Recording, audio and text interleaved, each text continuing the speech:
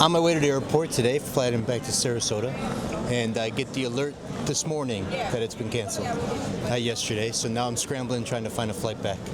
Do you have any good options right now? No, right now it's just getting through this fiasco.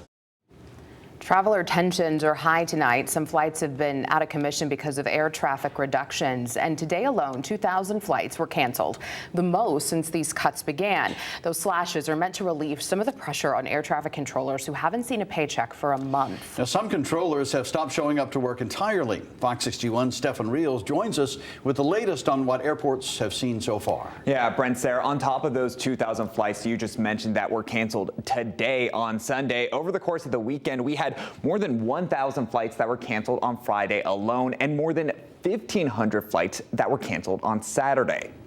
And with more cancellations likely on the way, the managing editor of the travel website, The Point Guys, says you need to act quick if you were supposed to be on one of those canceled flights. You got to run to that gate agent. You got to get on the phone. You should message these airlines on social media. You got to use all the tools in the toolbox to try to get yourself rebooked. Because remember, there's fewer flights, and that means more demand, and that means there's fewer seats. So you're competing against all those people that were on that canceled flight with you. At the moment, only 4% of air traffic at 40 of the country's busiest airports have been reduced. But that is going to increase over the coming week.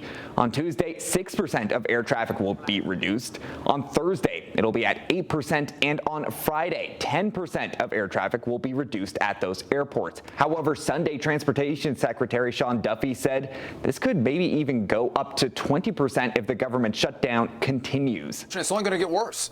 I look to the 2 weeks before Thanksgiving, you're going to see air travel be reduced to a trickle. We have a number of people who want to get home for the holidays. They want to see their family. They want to celebrate this great American holiday. Listen, many of them are not going to be able to get on an airplane because there are not going to be that many flights that fly if this thing doesn't open back up. AAA has these recommendations if you plan on traveling by air over the next few days. So before you go to the airport, make sure you download both the airline and the airport's app to be notified as soon as possible of a change to your flight. Also add an extra hour to how early you leave for the airport. So 3 hours for domestic flights, 4 for international. And also don't be afraid to look into travel insurance. However, those policies vary airline to airline.